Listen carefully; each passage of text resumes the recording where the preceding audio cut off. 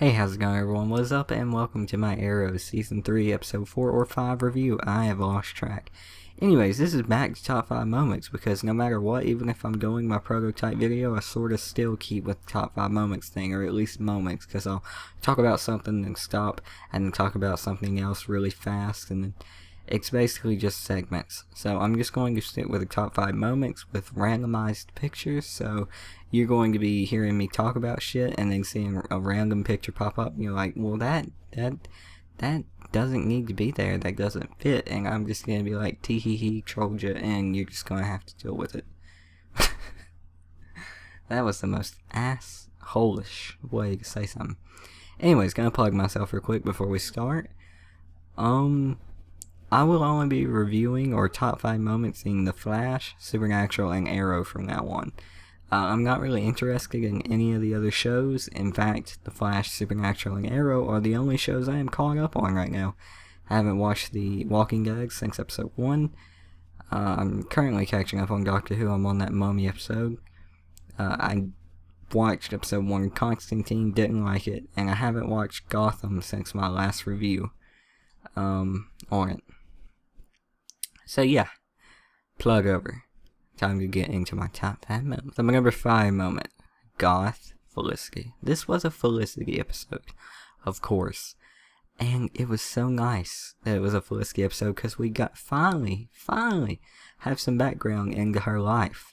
We know that she was a goth, basically gothic girl in college. She was a hacker, or a hacktivist, as they called it, I think. And, yeah, she was pretty much one of your cookie little kids. She wasn't perfect Felicity, well, awkward, shy Felicity that we see today. But yeah, it was nice to have a, look into her background and who she was before the Arrow. So on to my number 4 moment, Felicity's mom. 2 Felicity moments in a row. And there's gonna be a lot more to go. But yeah, it was, again, nice to have some background on Felicity, this time with her parents. I'm pretty sure the episode stated that her dad left when she was little, and it was up to her mom to take care of her, and she did, and that ended up making them not get along too well, and they just sort of drifted, and Felicity was kind of an asshole to her mom in the beginning of the episode, sort of, or half the episode. But yeah, again, it was just nice to have a glimpse into her past, to know, to kind of have the rumor or the theory about her mom being that hive operator shotgun, sort of. We don't know. Felicity said that her mom worked in like Vegas or something, so it sort of shoots it down, but you never know until you see. So my number 3 moment is the brother eye.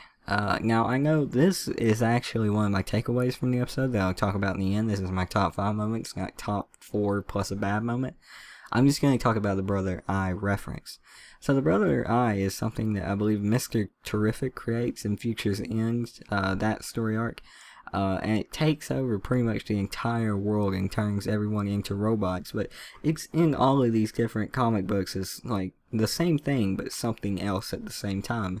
It's not always evil, I don't believe, and it creates this hero OMAC that I really only know Brother Eye from the Brave and the Bold Batman series. Yes, I watched that. It was basically this orbital, it was these people, this group of people, basically internet people, kind of like in the episode, and they had this like satellite, and it beams down on this nerdy janitor and turns him into this big Superman-like guy who sounded like Johnny Bravo for some reason. And yeah, that's the extent of what I know, but I know there is a bigger thing to do with Brother Eye. That's why I put this moment at number 3, or this thing at number 3. It was very interesting to know that Brother Eye will have a factor in the show, maybe, unless they're doing that one hit then quit thing with the villains like the Flash is doing. I'm not sure.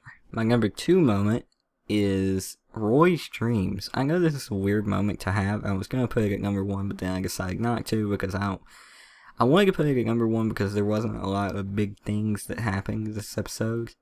It was sort of just filler, one hit and quit villain like I was talking about in the last moment. But one thing about this really stood out, and I don't know if anyone else caught this, but it just seemed like Felicity caught it in the promo for the next episode. But Roy dreams that he's the one that killed Sarah with him throwing the arrows in the red hood, that the red hoodie that he used to wear, him throwing 3 arrows into Sarah's stomach. And you say it's just a dream, but you look at it and it's like, if he dreamed the exact stance, the exact way that she died, it kind of sound, to me I sound like Christopher Walken right now. I'm not even going to go into why I think I sound like that right now. But she's standing the exact way where she actually died, so maybe he did kill her on accident. But another thing that kind of counters that, unless he imagined him doing it the wrong way, like when she was actually dying in the first or second episode, you could hear a bow pull back. Not like, I'm pretty sure Roy's hands are not going to make the bow pulling back noise, but those two things stood out. It's like, which way is it going to go with this? How the hell does he know exactly where she was standing and exactly where she got hit, like in his dream? That's what stood out to me on that, and that's why it is a moment. And number 2. Now on to my number 1 moment. Like I said, there wasn't a lot of big things that happened in this episode, so I sort of just had to pick one of the littler ones that if something big happened, it would have been like number 5 or a bonus moment.